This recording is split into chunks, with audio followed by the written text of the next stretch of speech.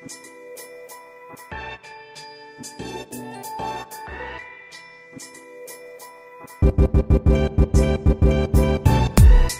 on episode 416 of I Am Salt Lake podcast, we sit down with the founder of Fit2Fat2Fit, Drew Manning.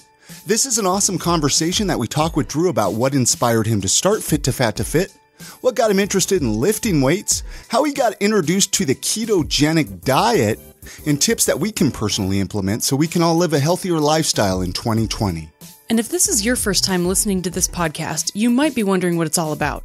Well, this show is all about showcasing the awesome people in Salt Lake City, Utah. We get to talk to business owners, comedians, authors, tattoo artists, restaurant owners, breweries, distilleries, food truck owners, really anyone that might have a great story to share. All right, let's quickly introduce ourselves today. My name is Chris Hollifield, and you can follow me on my personal Instagram at Chris Hollifield. And my name's Chrissy Hollifield, and you can follow me on my personal Instagram at Lady Salt Lake. Hey, and before we get into that conversation with Drew Manning, I want to remind you to subscribe to this podcast in whatever app you're listening to this in right now. That way you don't miss a single episode. It's really easy, and all the episodes will get sent right to your podcast app of choice, and you can find all of that information right on our website at iamsaltlake.com. And with all that being said, let's jump into that conversation that we had with Drew Manning when he came over to our podcast studio. Thank you so much for listening. Enjoy the conversation. Where did you grow up? San Diego, California, originally, until I was 13. Then we moved to Virginia. So I grew up in, the first half of my life was in California, Southern California. Then my parents moved to Virginia and then went to middle school, high school out in Virginia. I always like to kind of start these podcasts out like we're here in Salt Lake City. It's like, are they from Salt Lake City? Are they from Utah? Like what brought them to Utah? And, I've listened to a few podcasts of yours and no one ever gets to where you're from even. So I'm like, well, this is going to be different. I mean, I'm sure people have asked you that question, but. Some people do, but, for the most part, we moved out here because my ex-wife's family was from here. So we were living in Chicago after I graduated college. I had a job out there. Working as a financial analyst. Actually, a lot of people don't know that. Oh, wow. Yeah, I was in finance right out of college and I was working for Chrysler, the car company. And then 2008 happened. And then we all know how that went. And so we tried to pick up, where we, hopefully finding a better job or a better future. So her family was from Utah and she's like, why don't we get out of the Midwest? And I'm like, yeah, I hate it. It's so cold here. And so we moved from like the Chicago, temperatures to Utah, and I'll take Utah winters any day over the Midwest winters. So you don't have any family here then? I have one sister, but no, we didn't grow up here. But no roots to Utah. But you love it here? You're here now? I do. It's grown on me. Like Utah's grown on me a lot. Having two kids now, I have two kids and actually enjoy Utah. I'm surprised I'm saying that, but yeah. I have the same problem because I moved from Wisconsin and growing up was like, I will never move to Utah. Like that was the one place I refused to go. And then I came here and I'm like, oh, I like it. So yeah, I know. It's very surprising. Yeah, it's interesting. And it's getting bigger. It's getting, more diverse culture, stuff like that. Yeah. When did you get into fitness? Like when did that come into, the cards for you? I mean, have you always been from financial analyst to fitness expert? So what was that transition about? So here's the thing. I've always been into fitness. Like ever since I was a kid, I played football and I wrestled, but I officially became a trainer in 2009. But I was one of those kids where my older brothers played football and they wrestled. And I was like, them and their friends were the coolest looking dudes. I'm like, I want to look like them. So I started working out from a young age. I would do the chain gang, with my dad for their football games. I would be the ball boy. I wanted to be in shape like these guys. And so I was a football player, wrestler from a very young age, always in shape pretty much my whole life. So it's always been a part of me. But officially I became a personal trainer in 2009 when actually the financial analyst thing, we moved to Utah, right? Thinking, oh yeah, I got a good resume, got a good degree, work for this big, huge company. Someone will hire me. For 8 months, couldn't find a job. So I was like, okay, well, what am I going to do? I worked manual labor to pay the bills. I had a wife and she was pregnant at the time. And then I was like, well, what else am I passionate about? I'm like, well, health and fitness. So why not get certified as a personal trainer since I don't have a job right now, a full-time job. And so that's what led me down the path of fitness. But were you always good? Like you said, you were into wrestling and a lot of high school activities, but have you always been good through the years like hitting the gym, lifting weights, doing that, right? Because once you're an adult, it sucks. Yeah, well, and even just to give you a little story, I mean, I gained a lot of weight myself, and I just started going back to the gym like 2 years ago. Yeah. And as an adult, it gets harder with kids. And so it's like, how do you do it? That's interesting. I think, so here's the thing for me, and this is kind of going a little bit deep, so bear with me, but going back to when I was a kid, I was very insecure about myself. I was very self-conscious. I was very shy. And me being athletic or, having a good body was kind of this self-defense mechanism where like, people will like me if I'm in shape or I'm good at sports. I get attention that way because I was very hard on myself from a very young age. Like I was never good enough. I was like, I'm not perfect. I kind of grew up hating myself. And this was a way to kind of show my worth or value to the world was being in shape. And so, and I remember when I was dating or before I was married, I would see all my married friends and they just let themselves go. I'm like, dude, why do you do that? I'm like, and so I kind of noticed that. I'm like, I'm not going to be that guy. I'm going to stay in shape. I don't care what it takes. And for me, I just kind of made it part of my lifestyle. I made it a priority pretty much from a very young age. So I never knew what it was like to be overweight. Until you did which I'm going to let's setting you guys up for that. Yeah. Let's jump into this. So you started this company Fit2Fat2Fit before you gained the weight, or did I even say that right? Fit2Fat2Fit. You said that right. Yeah. It's a tongue twister. It is. So you set this company up years ago, right? Or this was your coaching training thing back in 2009? So I became a trainer in 2009, started taking on clients part-time, but then I transitioned into the medical field. So a lot of people don't know that either. So I went from finance to the medical field, complete 180. But I was doing personal training part-time on the side. And that's where the idea of Fit2Fat2Fit came from. And what that was, here I was, a person who had never been overweight a day in their life, trying to help people who were overweight pretty much every single day of their life. And there was an obvious disconnect. I'm like, why don't you guys just do what I tell you to? Like, here's your meal plans, here's your workouts, put down the junk food. Like, it's not that hard. You just do it. You probably had like clients that were resentful, like, oh, it's easy for you to say you're in shape. Exactly. That's exactly what they said. Like, dude, Drew, you don't understand. Like, for you, it's easy. For me, it's like really, really hard. And I'm like, well, why is it so hard? I couldn't understand. And so it kind of bugged me that they would tell me I didn't understand. So I was trying to think of ways I could better understand them. I'm like, okay, maybe I need to learn something. And it was the weirdest thing. For whatever reason, as I was thinking of ideas, this Fit2Fat2Fit idea popped up in my head. Like, what if you got fat on purpose, documented the whole thing, and to gain a better understanding, like, what if that actually could work? And it was like a light bulb went off in my head where I'm like, whoa. Like, am I really going to do this? Like, I felt like a calling. Like, I am going to do this. I Googled it to see if anyone had done it before on purpose. Some celebrities have done it for roles in movies, but nothing like this. Right. And so I decided I checked with all my friends and family. Like, what do you guys think of this? Am I crazy? They're like, no, that sounds awesome. You should do it. Everyone except for my mom. My mom was against it. She was like, no, your health. And so because it is probably a little scary. Yeah. Because you don't know what's going to happen. You don't even know. I mean, am I going to be able to lose the weight? Yeah. Is your blood pressure going to go up? It sounded fun on paper. Like, 6 months, no exercise, eat junk food. Like, yeah, that's going to be awesome. That's like my life. And I love it. Yeah. And then the next 6 months was to, walk the walk and show people, okay, this is how you lose the weight. So that was the idea in a nutshell, Fit2Fat2Fit. And then from there, I was like, okay, how do you do, like, I had no marketing strategy. I had no media connections. I was like, all right, create a website. Okay. Squarespace, pay a few $100 for that, a YouTube channel, a Facebook page, and then start telling my friends about it. Back in 2011, I was like, hey, I'm doing this crazy thing. What do you guys think? And before you know it, just organically went viral. And so how much weight did you gain? 75 pounds in 6 months. Was that your goal, 75 pounds, or that was once you got there, like, okay, or were you enough. Just doing it for 6 months to see where you could get? That second question. So that's a lot of weight to gain. It's a lot of weight. I thought I was only going to gain 50 or 60, to be totally honest with you. I was like, oh yeah, 50. That's like 10 pounds a month. Mm-hmm. But 75, and the surprising thing to a lot of people was how quickly it piled on. And they're like, you're not even going to be able to get fat because your genetics. They just, you just can't get fat because your genetics, right?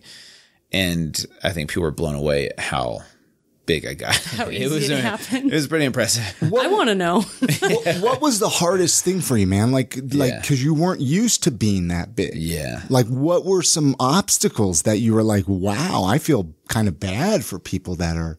So here's the thing. Is that a tough question? I don't know. No, I know what you're asking. I don't want to be mean or anything. No. I mean, it gets physically restrictive at a certain point. Yeah, and right? we can talk about that too, because I don't mind making fun of myself. But so my identity, when you grow up your whole life in shape, like your identity is based on your body. Like I was my body. Like my body image was my self image. And the opposite of that is true too. People that grow up their entire lives out of shape, like their identity is their body. So for me, my identity was Drew the fit guy, right? And now here I am, even 10 pounds overweight, freaking out. Like I wanted to go up to strangers in public and say, you guys, I'm not really this way. This is my before picture. Like this is who I really am. Like I'm not really overweight. This is just an experiment. Like I wanted to tell people so bad because I felt so uncomfortable being overweight for the first time in my life. And it was like an identity crisis. I definitely freaked out and I was super self-conscious.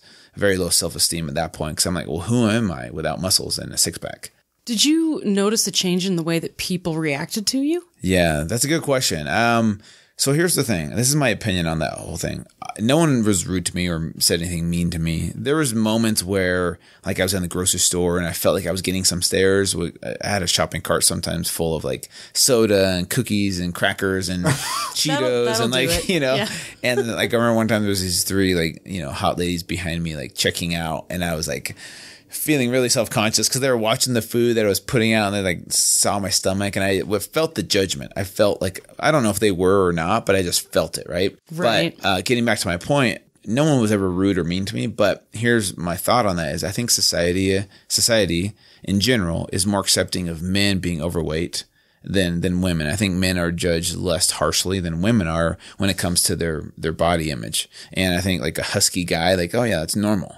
But a girl being overweight, like I feel like women probably have more stories of them being treated differently. Especially by other women. Unfortunately. Very unfortunate. Yeah. But no, for the most part, it was mostly in my head of people judging me. Whether they're judging you or not, you feel judged. And that was really humbling for me to go through. And that's why I'm glad I did this experiment because it really opened up my eyes. It humbled me and it showed me a new perspective, and empathy was the biggest thing I took away from all of this. Empathy is something that this world needs more of, especially in the fitness industry, but doing something like this was totally worth it if I can come away from it more empathetic towards those that struggle with transformation. Which you did. Yeah.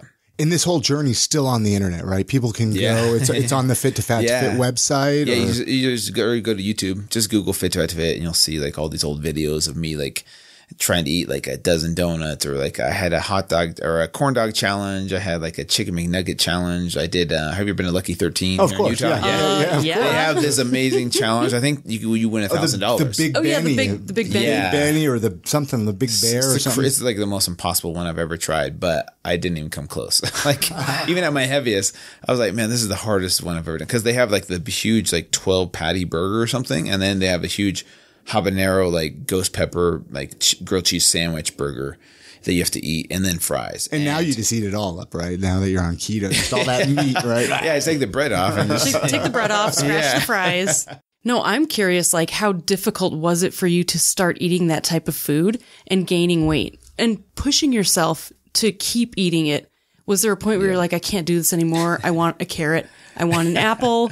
I want a glass of water. Yeah. So the first, I would say 2 to 4 weeks was fun. Like it was really fun to like, you're like a kid in a candy store. You go to the grocery store, you skip the produce section. You're like, oh man, I could go down the cereal. We have hundreds of flavors of cereal here in America, and then hundreds of flavors of soda and candy and chips. It's like, wow, we have so much selection. Like it's crazy. So anyways, the first couple of weeks were fun for sure. Just being able to eat that way. Cause I didn't feel too awful yet. It was about 3 or 4 weeks in. I remember I started snoring at night, which affected my sleep, which affected my energy levels, which affected my mood, which affected my personality and my hormones. And then your cardio starts to go down. So walking up the stairs became really hard. And I had, my oldest was 2 at the time. So 2-year-olds have a ton of energy. And here I was like huffing and puffing, chafing became an issue. Like I was not prepared for. I was like, oh my gosh, this is super uncomfortable. Like I had to like research, okay, what do I do for chafing? Like, get some Gold Bond. And the food was fun in the beginning, but very quickly it was not. Like after you think like, oh yeah, I just want to eat that way forever. You get sick of it after a while. So I'm like, man, I got 5 more months of this. How the hell am I going to do this? And it was way harder than people think it is. Even people that eat unhealthy, like maybe off and on, eating this way straight for 6 months was really, really hard. Oh, yeah. And you got back to your goal weight or regular weight, or however you want to phrase that, before you even got introduced to keto, because all this happened way before keto came in the picture, right? Yep. Because if keto was in the picture, I mean, that would have been easy probably to lose all that weight, no? Yeah, I've kind of wondered what it would be like if I had keto like as a tool or intermittent fasting. I did more of a paleo-ish approach, 5-6 small meals per day, lots of protein, lots of vegetables. But I didn't, keto wasn't really mainstream back then. Who introduced you to keto? Like how long have you even been doing it? Being in the industry, I've heard about it, and I've been doing it for about 4.5 years, but it wasn't until I heard this guy named Dr. Dominic D'Agostino come on the Tim Ferriss podcast. And he blew me away with how much science and research had been done on the ketogenic diet for not just weight loss. It was like, Navy SEALs using it to reduce brain toxicity and seizures when they would do these deep dive missions, or Alzheimer's or Parkinson's or all these diseases of the brain. I was like, I had no idea all this research was being done, so I was very intrigued, and that's why I started experimenting with keto, and that's where I ended up falling in love with it because of the mental clarity and I wasn't a slave to food anymore. I wasn't like having to eat 6 meals a day. 4 years? What did you say? 4.5 years ago? Yeah, 4.5 years. Were you? I mean, you must have been. You're going to die. You're going to kill yourself. There's too much fat. Because I got it 2 years ago. Now keto's a little more mainstream, right? Yeah. Thanks to people like Tim Ferriss and Joe Rogan. Dom, I'm not sure how to pronounce it. He was on Joe Rogan a few times too. I'm sure you've listened to those episodes on Joe Rogan. I mean, but I mean, people like that kind of helped forefront a little bit. Yep. Even though the diet's been around for almost 100 years probably now. But what did you do to get past all the negative talk of it, or were you worried at all? The negative talk of keto? Yeah, man. For me, were you not worried at all? Like at that time? Not at that time, because I was starting to really dive deep into podcasts. Okay. So you were listening to these experts, right? But back in the day when I first heard about keto and I was doing my like paleo thing, I was like, yeah, that doesn't sound like, because I would tell people like, stay away from saturated fat. Even me, and like, hey, you got to eat every 3 hours because you'll lose your muscle mass, So these myths that I once believed in. So back in the day when I thought that way, I did think that keto was a little bit unique, but then started listening to these podcasts and listening to Dr. Dom more. I'm like, okay, maybe like we've been fed a lie. And then I started researching it more and more and more. I'm like, yeah, you look at the newer science. And then when I went on the Dr. Oz show talking about keto, even he was still like a skeptic. Yeah, that's a lot of fat, and I'm I think he's a cardiologist or, heart surgeon, or I can't remember what he is, but he's like, yeah, I see these plaques, these, these arteries that are clogged. It's probably from the fat. And we didn't really debate on Dr. Oz, but he kind of said his 2 cents about why it might not be good. All right. This episode of the podcast is brought to you by our friends at Wizarding Days. I know that I'm personally excited to bring them on as a sponsor again this year. This is actually their 3rd year in a row sponsoring this podcast. Remember, when you support our sponsors, you are directly supporting this podcast. This year, Wizarding Days will be happening on February 28th and 29th, and they will be hosted at the Utah State Fairgrounds. This year, they are excited to have some authors like Sal Velluto, who's a comic illustrator and has worked for DC and Marvel. They will also have a state of continual performers like magicians, puppeteers, trivia games, and more. This year's theme of Wizarding Days is mythology, and they'll have some new sets and activities where kids can hunt down gods and goddesses. And they're also having a cosplay contest this year, which I'm personally excited about. You can sign up right now for the cosplay contest at wizardingdays.com. And while you're on their website, grab your tickets now for the best price available. They have day passes, family passes, and weekend passes. I'm super excited because this year they are also having a charity Yule Ball on Thursday night, the 27th, from 7 to 10 p.m. They've partnered with Geeked Out Events and Wasatch Wizard and Witches, and all the money that's raised from the event will go directly to charity. You can get a discount by buying an Ultimate Pass, which will get you into the ball on the 27th, as well as the event on the 28th and 29th. All of the information for this and tickets, all that good stuff can be found right on their website at wizardingdays.com. That's days with a Z, wizardingdays.com. And that is a tongue twister. Again, Wizarding Days is happening on February 28th and 29th at the Utah State Fairgrounds. Grab your tickets now for the best price available at wizardingdays.com. That's wizardingdays with a Z.com. All right. Many thanks to Wizarding Days for sponsoring this episode of the podcast. If I'm not mistaken, you try to get whole foods with keto, right? You're kind of a very much more natural, nutritional, because there's so many. Do you think like keto's kind of been, it feels like it's kind of been weirdly tainted a little bit. It's getting bastardized a bit. I mean, do you feel that way at all? Oh, or is that how it's always been? Well, I've seen this trend with any popular diet. Paleo, same thing. Vegan, same thing. Keto, same thing. It becomes popular, it becomes mainstream. And so what we do is we create, okay, we're a society of convenience. We want the laziest way to do it. Like, okay, how can I do keto with eating butter, bacon, and cheese all day long and lose a ton of weight? Like, yeah, some people I know that they'll drink sugar, they'll drink diet soda, they'll go to McDonald's and just take the bun off and they'll eat these, what people call lazy keto or dirty keto. Yeah. There's a place for that, but I feel like any kind of diet, when it becomes popular, people tend to gravitate towards, okay, what's the best way to do this with the least amount of effort? Mm-hmm. That's the way we gravitate towards. My approach definitely is a whole foods approach because, in my opinion, that's the healthiest way to do any diet. Whether you're doing, there's very unhealthy ways to do plant-based diets out there that people think, oh, plant-based is the way of the future. But trust me, if you're eating, Oreos, which are vegan, and you're doing these like Impossible burgers, like Burger King and places like that, it's not going to be a healthier diet. So I see it happen with almost any diet that becomes popular. I was vegan for 7 years. Really? In my early 20s. Well, actually about 17 to 23, 24-ish. Yeah. And now he's basically on the carnivore diet. Yeah, well, now I'm 95% carnivore. Wow. And I'm 42, so I've kind of had a lot of vitamin defificiencies that have been targeted to when I was on the vegan diet, which has been interesting. Now doing keto, more carnivore. I mean, it's turned around for me. It's been wonderful, man. And it's but what gets frustrating for me is I see people that think they're doing keto and it's just carb counting. Yeah. Or, they're eating regular bread, but they're like, well, I'm going to still be under my carbs. And it's like, well, you're really not supposed to do wheat either. Yeah. I don't, at least from what I understand. And I don't want to sit here and be keto police necessarily, but I'm just curious, like, what your thoughts are on that. Like, because to me, it would seem like, because I know you coach people and you help people. Yeah. It confuses people when you have 100%. All this stuff just like over here in this Facebook group and over here in this book and YouTube video. How do you know who to even believe? It's really, really hard. And I'll be totally honest with you. I manage a lot of Facebook groups, of my own.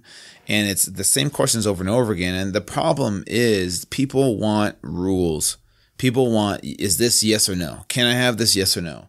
When in reality, it comes down to context. And so, can you have 5 grams of cake and still stay in ketosis? Probably. You could drink vegetable oil and drink diet soda all day long and still probably stay in ketosis.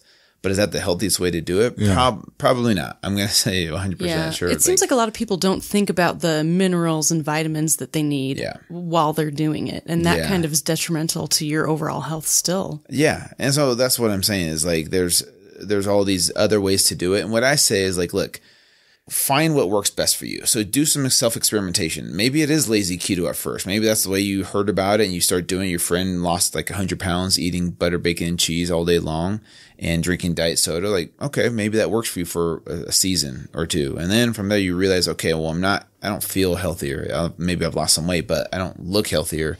Okay, what can I change? Like maybe, and that's what my goal is, to get people to always be experimenting and finding what works best for them now. Because what works best for you, now might not work for you a year from now, right? You always got to be changing, evolving, upgrading, learning more. And that's how we find what's best for us versus like, hey, some expert came and said, hey, the keto is the best way. Well, there's no one clear cut way to do keto that works for everyone. right? Like I try and put people into these macros, 70, 25, 5, and then boom, you're magically in ketosis. Well, for some people, yes, but for some people, no. Yeah. So self-experimentation is really important. All right. This episode of the podcast is brought to you by Mark Miller Subaru. Remember, when you support our sponsors, you are directly supporting this podcast. The Love Promise program is what makes Subaru and Mark Miller Subaru so special. The Love Promise means being more than just a car company. It's Mark Miller Subaru vision to show love and respect to all people at every interaction with Subaru. Mark Miller Subaru is dedicated to making the world a better place. Subaru of America actually selected Mark Miller Subaru as country's 2018 Love Promise Retailer of the Year. This is super rad because this is the most distinguished award Subaru of America awards each year and only given to one Subaru retailer throughout the entire country. Mark Miller Subaru was selected for this award because of Mark Miller Subaru's unique and strategic approach to supporting charitable causes here in Utah. While Mark Miller Subaru has donated a sizable amount of money over the years, that's not all they do. Mark Miller Subaru develops deep and meaningful partnerships with charities to make real change in our community. So whether you're buying a car at Mark Miller Subaru or simply getting some service done, you're helping Mark Miller Subaru leave a mark on the lives of others in our local community right here in Salt Lake City. And Mark Miller has 2 convenient locations for you to visit. Mark Miller Subaru Midtown, which is at 3535 South State Street in Salt Lake City, Utah. This is the one that I personally use for all of my Subaru needs. And Mark Miller Subaru Southtown, which is at 10920 State Street in Sandy. Go test drive a Subaru today because I think you're going to love it. I couldn't imagine living in Utah without our Subaru Impreza. It has gotten us out of some sticky situations. Again, go visit them at their Midtown or Southtown locations, and many thanks to Mark Miller Subaru for supporting this episode of the podcast. She mentioned how I mostly do carnivore. What are your thoughts on a carnivore diet, an all meat-based diet, not incorporating any vegetables or fruits? I know, some keto people do berries. Yeah. Be honest. Be honest with me. I think there's a time and place for it for sure. Just like I think there's a time and place for maybe a plant-based approach. I don't think it's the way humans were designed to be forever, but I do think there's a time and place for, like I work with some, or I know some doctors that work with clients that put them on it for like 30 to 60 days. Mm-hmm. And it's awesome. To kind of heal some gut issues and stuff like that. Yeah. Yeah. Cause it's a total elimination diet for sure. All you're adding is meat. You're getting rid of everything else that could be problematic. And I've seen it work for a ton of people, a lot of people. Now to say that humans are 100% carnivores, I don't know if there's evidence to back that up where all we eat is meat, but I do know that we can thrive off it. Yeah. But on the other side of the coin, I know people that switch to a plant-based diet and for whatever reason they thrive on it for 3 months, 6 months, a couple years. I think I did great in the beginning when I was vegan. Yeah. You feel great because you're changing, you're eating all these vegetables now and these plants, but does it work forever? I don't know. I don't. I think humans for the most part are omnivores, right? So, but to know okay how much meat versus how much vegetables, because I think some people like if I eat raw broccoli, it's gonna mess up my stomach. If I eat raw vegetables, like I know that's not like my stomach doesn't like that. Yeah. So other people maybe they do a raw vegan diet and it works for them for a little bit, but. So anyways, that's my opinion on it. I've done some experiments with it, to be honest with you, and I felt amazing.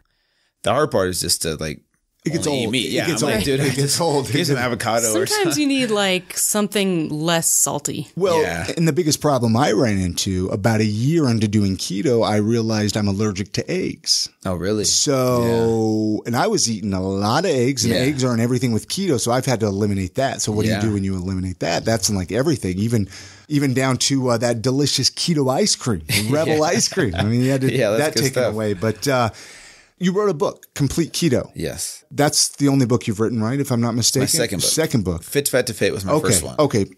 Hello. Yeah. But the Complete Keto, that's like your recipes and, meal plans, stuff like that, or? Yeah. So Complete Keto, in my second book, is my approach to keto. And so what it does, it's very unique. It's different than every other keto book out there. Yes, it has meal plans and recipes and workouts, like a 30-day program like everyone else has. But I took the lessons that I learned from Fit2Fat2Fit on the mental and emotional side of transformation, helping people overcome emotional eating and their emotional challenges when it comes to living a healthy lifestyle long term. I've taken those lessons that I've learned from Fit2Fat2Fit and plugged it into a unique approach to keto, which is obviously a whole food approach. I did all dairy-free recipes and nut-free recipes for the first 30 days. And the reason I did that, and you've probably seen this too, is people tend to overdo it on dairy and nuts.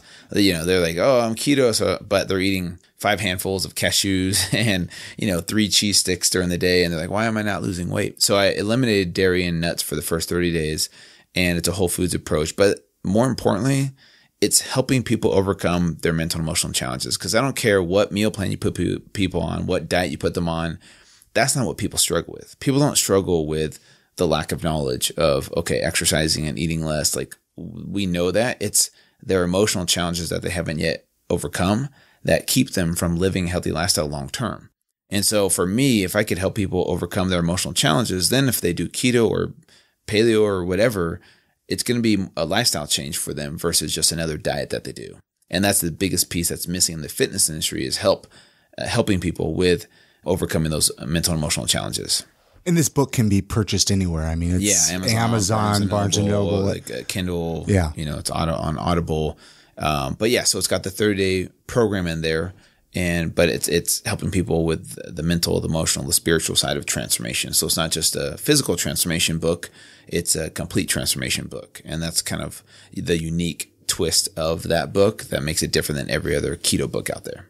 Now, you coach people. Do you coach people all over the world, and like maybe over the internet, or is it all in person here in Utah? Yeah, so I only have a few clients that I take on just because it's not like I don't have a lot of time, but I'll take on a few clients. They're all over the world. But most of my content is digital. So people consume my content, through, they'll purchase my ebooks and my cookbooks and my online workout programs. I just don't have the capacity to train people one-on-one. I got you. Yeah. Because you're busy. And another thing you got is this TV show, right? On A&E. Is that consuming a lot of your time now, or was it, I guess? It was. We had 2 seasons of the TV show. One was on A&E. The next year was on Lifetime. And then afterwards it discontinued. Discontinued. Which, still to this day, I don't know why. Yeah. The TV industry is a weird industry. They don't tell you anything. What was it? Well, I mean, what was that experience like, man? Dude, it was so cool. Show. Because here's the whole concept in a nutshell. You take Fit2Fat2Fit, the thing I did right back in 2011, 2012, which made me a better trainer, a better human, more empathetic, more of an understanding of what people go through with transformation. And then we plugged that in to bringing on other people, other trainers. Because if you look at this industry, it's full with a lot of egotistical kind of know-it-alls that think like, oh yeah, I know how to fix you. I know how to make you lose weight. Like, you're just doing it wrong and I can fix you. And then you put them through this process, these other trainers, of gaining weight for the first time in their life. And you see how humbled they are by the end of it. You see them break down, like they lose their identity. Everything I went through, they go through. So that's kind of the whole, the unique approach to this TV show, was putting them through this process so that they come out of it more empathetic. And then they see things from a different perspective so that they can understand where their clients are coming from, and their clients respect them so much more now, having gone through this process. Because, and this is what it did for me, is it made me more relatable to your average person. Because what happens is your average person looks at these fitness celebrities or these fitness, influencers on social media, and they all look amazing. They have 6-pack abs. They're like, that's cool, but I can't relate to that. Like, that's not me. It's never going to be me. So, you can yell all you want about, no excuses and eat less and do my workout program. But 80% of America doesn't care about that, right? No. But what this did for me is they saw someone like me, the regular, typical trainer guy, kind of come down to their level, right? And you see the photos, and it's, it's not like I just gained a few pounds. It's pretty, from 8% body fat to 32% body fat.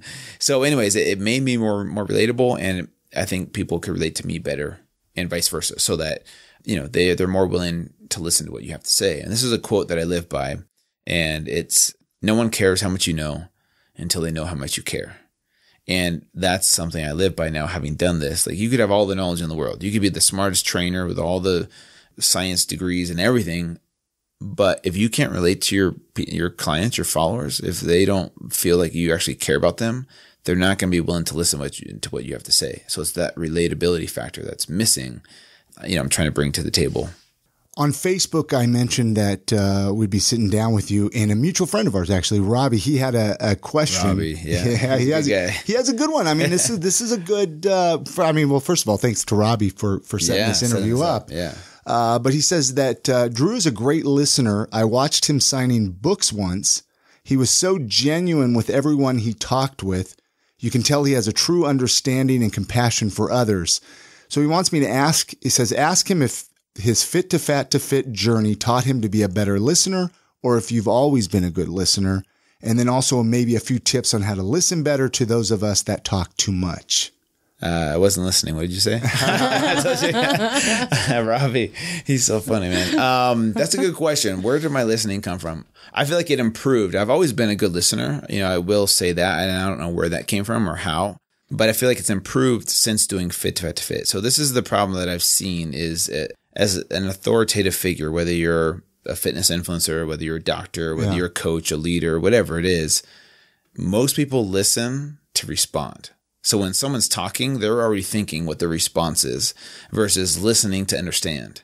And so for me, I try and be present in the moment when people are talking to me, sharing their life story with me, asking me their questions, and I try and listen to understand where they're coming from instead of like, okay, how am I going to respond to this so that I sound smart or so that I sound like knowledgeable? And I think that's the mistake that people make is in a leadership position, they're listening to respond instead of listening to truly understand. And so I feel like Fit2Fat2Fit really helped shift my paradigm when it comes to listening so that when someone's telling me something, I'm trying to understand where they're coming from, on a deeper emotional level versus like, okay, what's the quickest way to respond to this, to feed my ego. Gotcha. Does that make sense? Makes a lot of sense. Yeah. I love it. It's New Year's time, right? New Year's resolutions, right? Yeah. It's that time of the year, right? End of the year, beginning new year, 2020, new decade. I'm sure you get a lot of people, right? They want to get in shape and get fitness, keto, whatever. Mm-hmm. Let's not even do keto. Let's just do all fitness here. What would you recommend to somebody? Like, let's say somebody's 75, 100 pounds overweight. Yeah. And they're like, I got to lose weight, but you know how it is too, right? To keep that motivation up, to do it all. Like, and if you have a job where you're sitting all day and you have just snacks in the kitchen and then you're exhausted, but I'm not talking about anyone I know, but by the time you get home, there's no time to work out. I mean, where should they start? Where would Drew recommend they start? So this is my whole goal with my approach to being in the fitness industry is to shift people's perception of what health and fitness needs to look like. Because here's the problem is people look at this situation. Oh, New Year's is coming up. Another year of like me wanting to make changes. I didn't make any changes, but this time it's happening. And there's nothing wrong with that. But their perception is that they are only successful if they hit their goal, if they look a certain way. So for me, it's more so about like, why do you want this? Why do you want to lose weight? Why do you want to, improve your health? There's got to be something deeper than just, I want to look good, right? Because that motivation is going to go away really quickly. Because what's going to happen is you're going to put in all this effort for 2 or 3 months, not see the results you want to, right? Because it's slow progress. And people are like, this isn't worth the effort I'm putting into it. So they go into it with this perception of, I'm going to do this until it gets uncomfortable enough to where I'm not going to put in any more effort, right? Because I'm not getting the results back. They want to see results instantly. And so they get derailed after a couple months and they get discouraged about themselves and they think, well, I failed at this, therefore I'm a failure. And so if I could get people to shift their perception of what success looks like in a health and fitness approach and make it so that they fall in love with the process, take the results out of it just for, a minute. If you could fall in love with the process, then I feel like that's where you'll start to see change. Until you shift your perception of, okay, only focusing on you're only doing this to get results. If that's the reason you're doing it, then unfortunately 9 times out of 10, you're not going to get those results you want because it requires a lifestyle change. It's not like a 3-month stint or a 6-month stint. You're 100 pounds overweight. That's going to take years, of continuous, consistent lifestyle change. But you have to come from a place of self-love versus self-hate.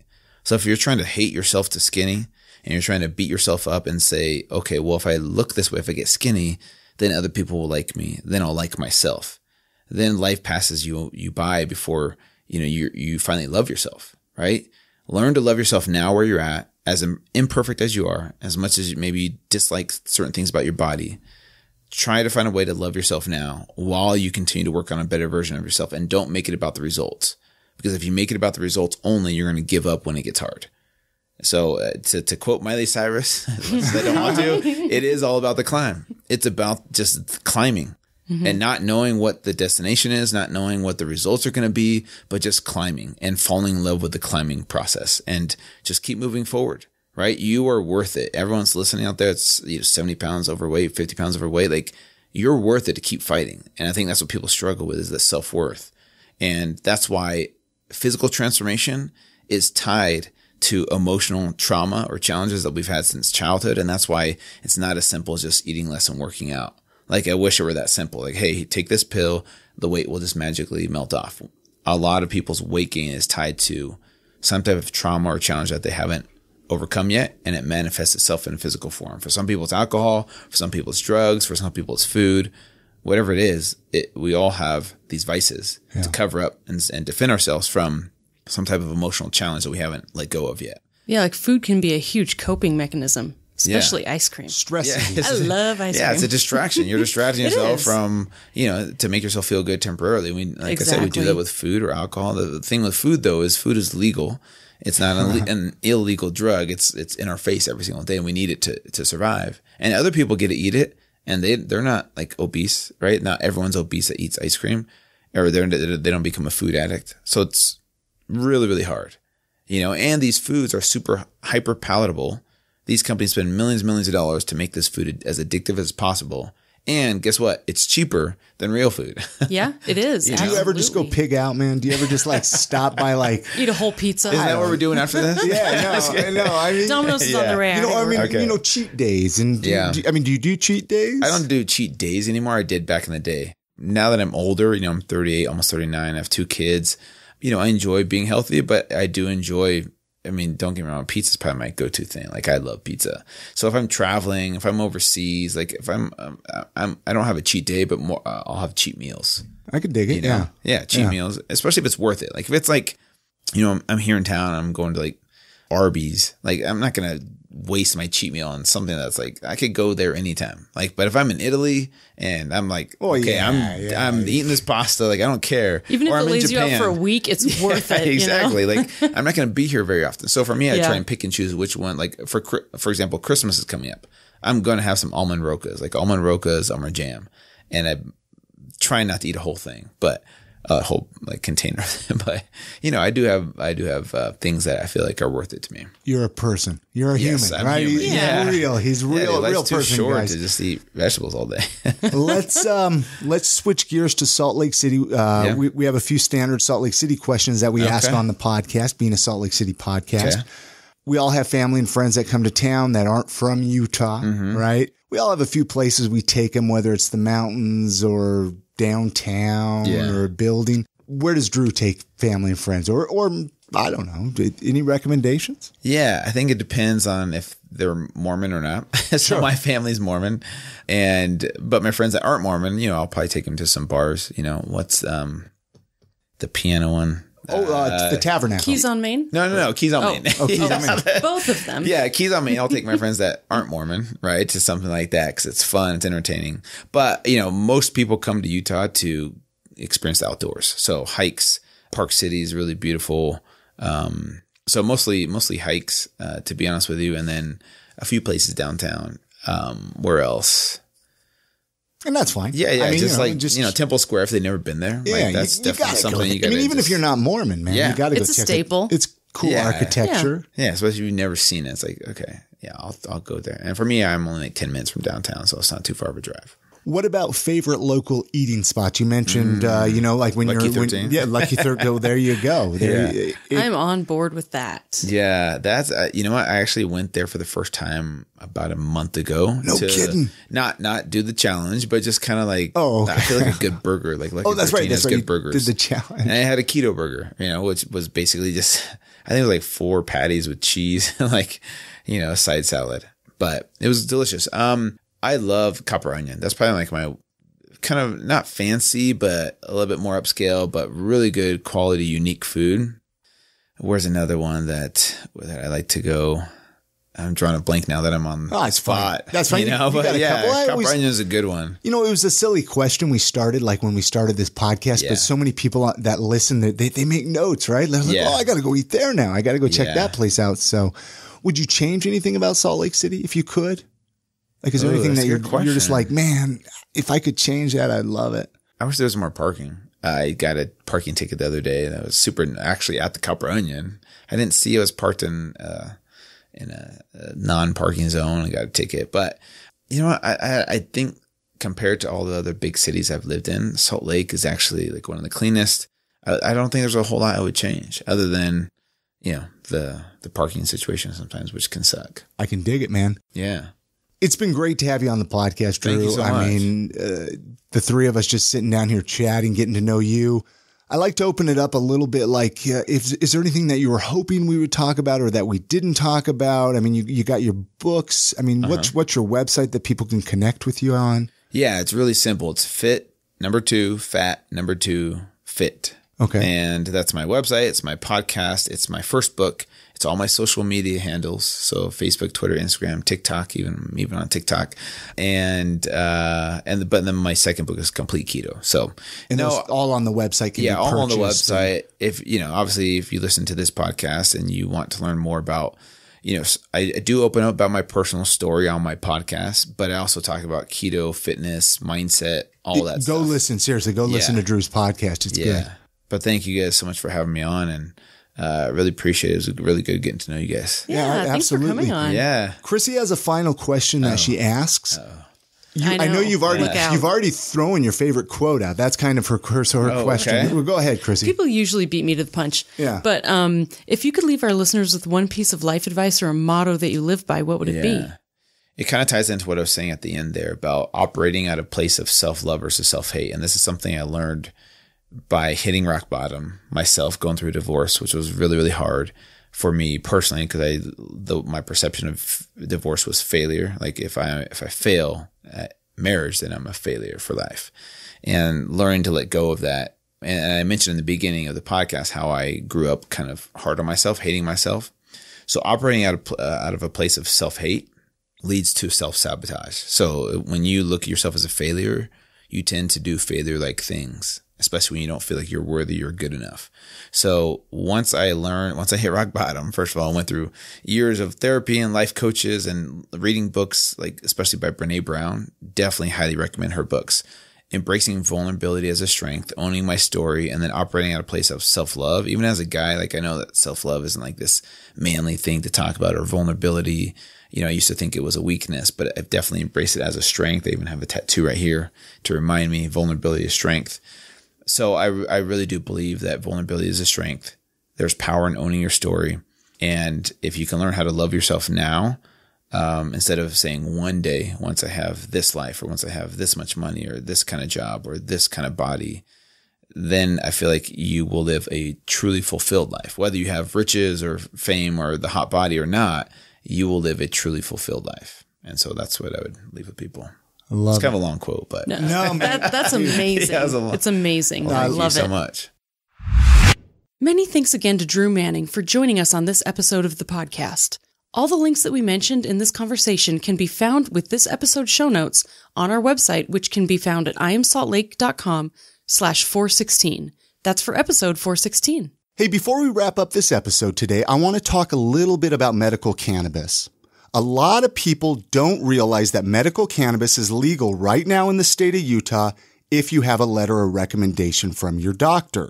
I Am Salt Lake Podcast has partnered with TrueMed to help qualifying patients get their affirmative defense letter and become a legal marijuana user in the state of Utah. TrueMed is Utah's premier medical marijuana-friendly clinic. What you need to do, pay attention, this is really easy to do. Head on over to their website, that's truemed.com, TRUUMED.com, and find out more about it. The website will show you a list of qualifications that you need to get your affirmative defense letter, and as long as you qualify, you can set up an appointment right there online with TrueMed. Just make sure to use the code Salt Lake so that they know you're a listener of this podcast and you came from this podcast. Again, their website, truemed.com, that's 2 U's, so TRUUMED.com. That code is Salt Lake. And if you have any questions about this, hit me up, send me an email. You can hit me up on Facebook, Instagram, whatever. My email is chris@iamsaltlake.com. And I would love to help you get your affirmative defense letter, again, as long as you're a qualifying patient here in the state of Utah. And that's going to do it for this episode of the podcast. Don't forget to show your support for this podcast by supporting our show sponsors and show partners, which you can find at iamsaltlake.com. Hey, and if you want to be a little more badass than the rest of you, might you consider becoming a supporter of this podcast through Patreon? Really easy to do. You can become a Patreon supporter for as little as $1, and this will actually give you episodes of the podcast a little earlier than the rest. You can find all of that information at patreon.com/iamsaltlake. You guys have a great week. Remember to get out and support local, spend time with those you love, and we'll see you next week on the next episode. And good night, Grammy.